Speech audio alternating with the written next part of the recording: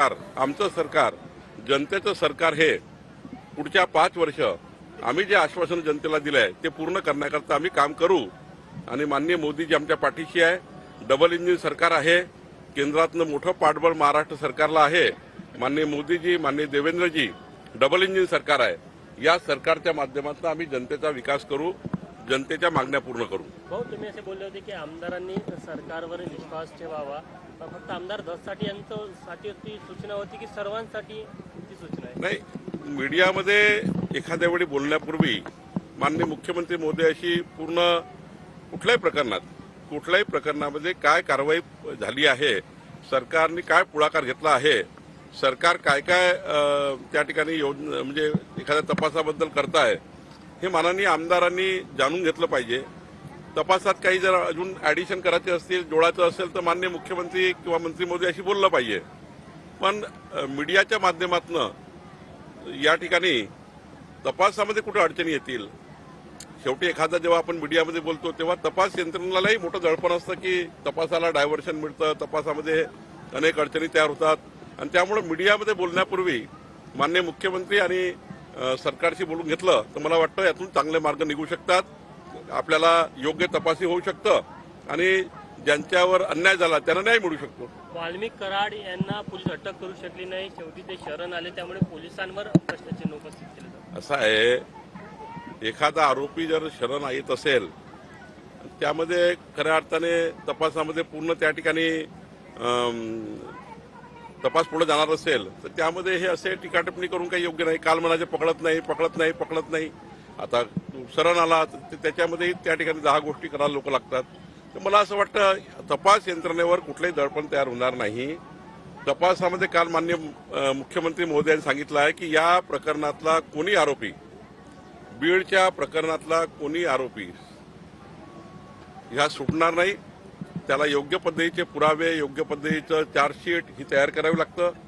मला वाटतं गुन्हा दाखल करण्यापेक्षा गुन्हा हा पूर्ण त्या ठिकाणी निकाली निघणे आणि सर्व तपास यंत्रणेच्या माध्यमातून जे काही पुरावे येतील त्या पुराव्यातनं आरोपीला शिक्षा होणे म्हणजे तपास कसा झाला पाहिजे की त्या शिक्षाच झाली पाहिजे. म्हणून काही काळ सरकारला लागतो तो द्यावा लागतो.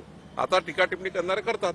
संतोष देशमुख यांच्या गावचे गावकरी जलसमाधी आंदोलन करत आहे, आरोपींना अटक करण्याची त्यांची मागणी आहे. मला वाटतं माननीय देवेंद्रजींनी या ठिकाणी इतकं स्पष्ट आणि योग्य पद्धतीने तपासाचं काम सुरू केलं आहे.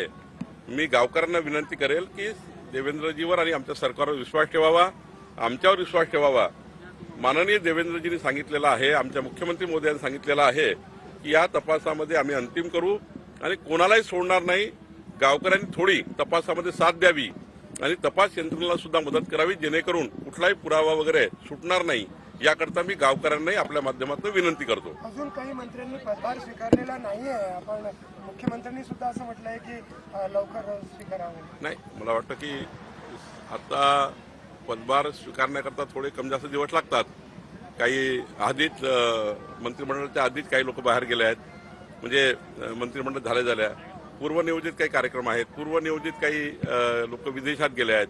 मला वाटतं लोक या आठवड्यात निर्णय होईल सर, म्हणजे या आठवड्यात पदभार घेतील असं दिसतं. शिर्डीच्या मेळाव्यामध्ये राज्याला नवीन भाजपचा प्रदेशाध्यक्ष मिळेल याची घोषणा होण्याची शक्यता आहे? नाही, मला असं वाटतं की आमची प्रक्रिया सुरू झाली आहे. आम्ही आता 1 तारीख ते 20 जानेवारीपर्यंत आजपासून राज्यामध्ये 1.5 कोटी सभासद नोंदणी करतो आहे. मग सक्रिय सदस्य, ऍक्टिव्ह सदस्याची नोंदणी होणार आहे. मग बूथ अध्यक्ष, 1 लक्ष बूथ अध्यक्ष आम्हाला करायचे आहे. मग तालुक्याच्या अध्यक्षाच्या निवडी होतील, जिल्हाध्यक्षाच्या निवडी होतील, त्यानंतर प्रदेशाध्यक्षाची निवड होतं. त्यामुळं त्या निवडीला जरा मला वाटतं आपलं केंद्र नेतृत्व, आमचे राष्ट्रीय अध्यक्ष निर्णय घेतील. पण प्रक्रिया सुरू झाली आहे आणि त्यामुळं प्रक्रिया एकदा सुरू झाली आहे तर लवकरच त्याचा निर्णय होतो.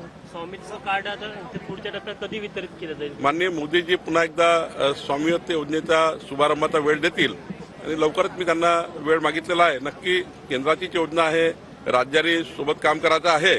त्यामुळं या दुःखद घटनेमुळं माजी पंतप्रधान मनमोहन सिंगजी यांचं दुःखद निधन झालं. त्यामुळं शासकीय दुखवटा असल्यामुळे तो कार्यक्रम पुढे गेला. लवकरच तो कार्यक्रम होईल. जळगावमधल्या परळीमध्ये 2 गटामध्ये राडा झालेला आहे. काय सांगाल अशा प्रकारच्या राड्याच्या घटना ज्या आहेत त्या मोठ्या प्रमाणात आता ते घटना काय तिथले एसपी तपास करतात किंवा त्याबद्दलचा मी एसपीशी बोलेल.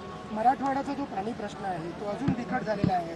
जर जायकवाडीमध्ये 58% जलसाठा असेल तर नाशिक आणि नगरमधून पाणी सुटणार नाही असा निर्णय झालेला आहे. का सांगता? नाही, मला एकदा निर्णय तपासावा लागेल. आपण सांगता त्याप्रमाणे मला निर्णयाची पूर्ण माहिती घ्यावी, नंतर त्याच्यात बोलता येईल.